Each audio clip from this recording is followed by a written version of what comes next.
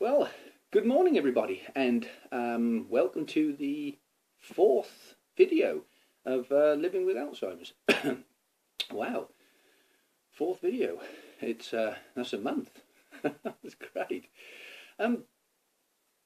It wouldn't be worth doing if it weren't for all your comments every week, and thank you so much for that, because they really do mean so much. And you know, if it wasn't for your comments, then these videos would be worthless at the end of the day. So that's absolutely brilliant. Thank you.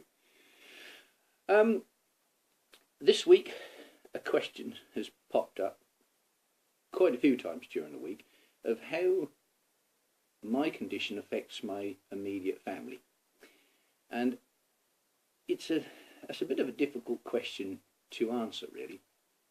It's a sort of question that I suppose the only people who could really answer are my family, but they don't really wish to take part in the videos, which you know, I could understand, and I think in some cases it's difficult for them to even watch the videos. So I'm going to try and answer it the best way I can from what I know. And basically, I think I'll start off with, to begin with, when we had the diagnosis, and I'm going to say we because, as I said before, diagnosis is for the whole family, not just for one individual.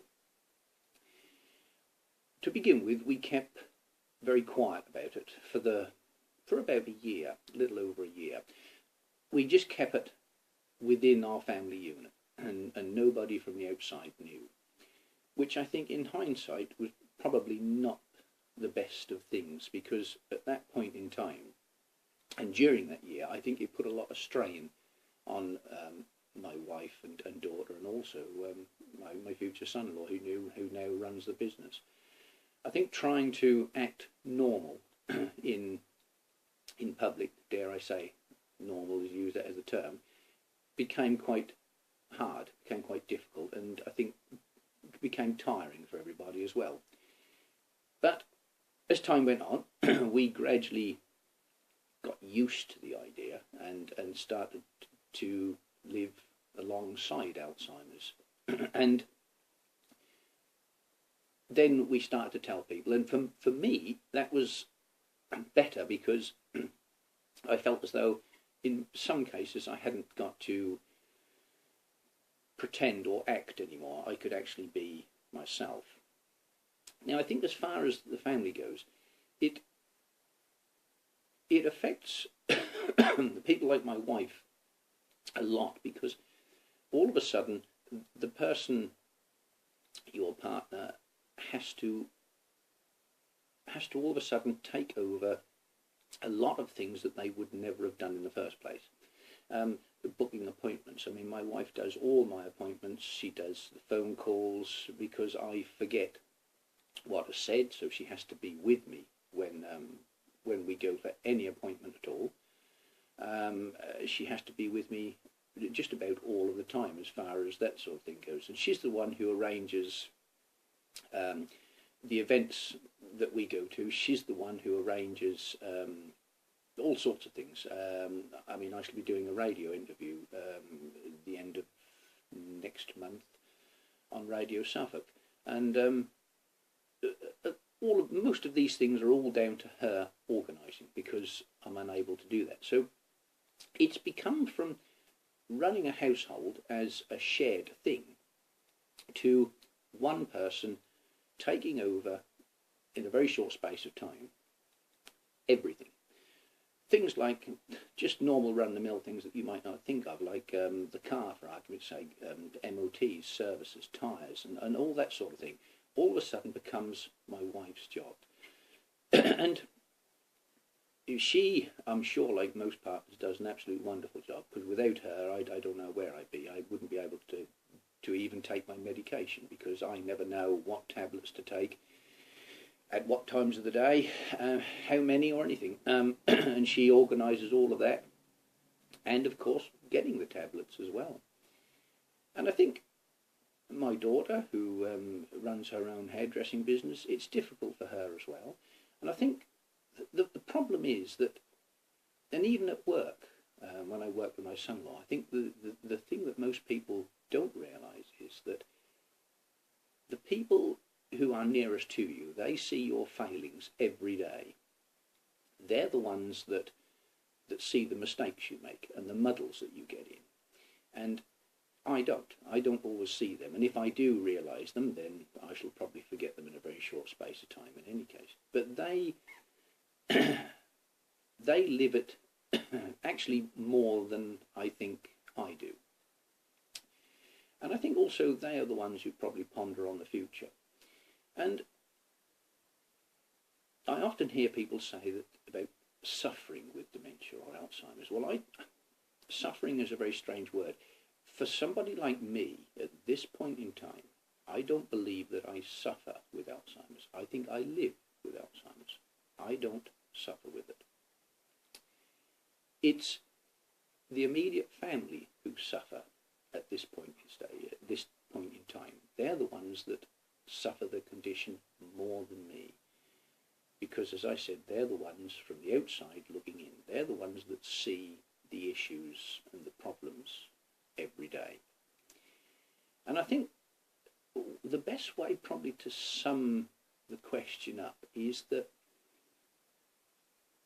I quite often have a rough ride with Alzheimer's. I quite often have a rough ride, a rough time. But I think the immediate family, they're on the world's biggest emotional roller coaster every day.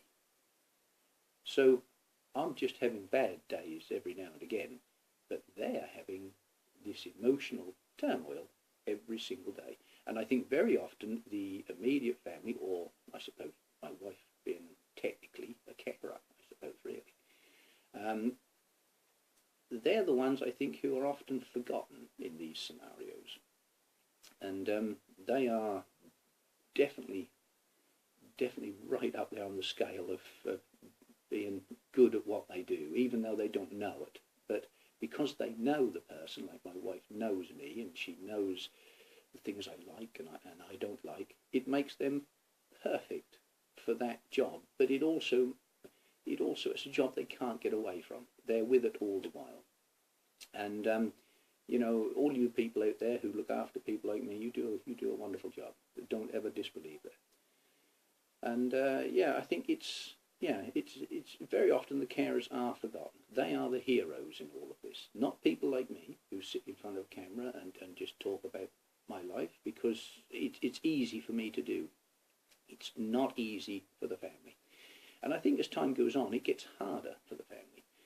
And it stays the same for me, within reason. Okay, there's things I can't do and things I find difficult to do, but at the end of the day, I cope and go round it.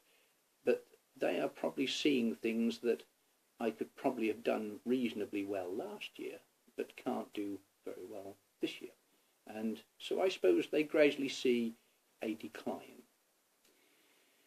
So I hope that answers the question, and I hope I haven't been and said anything out of place, because it is difficult to answer a question with reference to anybody else. But I think at least it gives some people out there who have no knowledge of what it's like for a wife, a partner, or a husband, or whatever.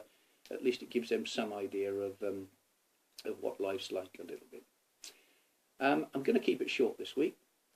It's now done just over 9 minutes. So have a great weekend. Have a great week.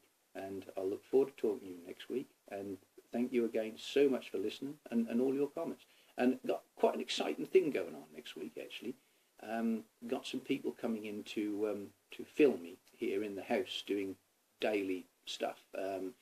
It's going to be a little film about living with Alzheimer's and the problems that I have and arise every day, sort of like working in the kitchen and in the garden and doing different things. So that'll be quite exciting to report on that next week. And I think they're coming next Thursday, I believe. So I'll tell you more about that on Friday. But there'll be a sort of a series of films for you to watch at some stage. Okay, like I say, have a great weekend, a great week. Thank you again for listening. Bye-bye.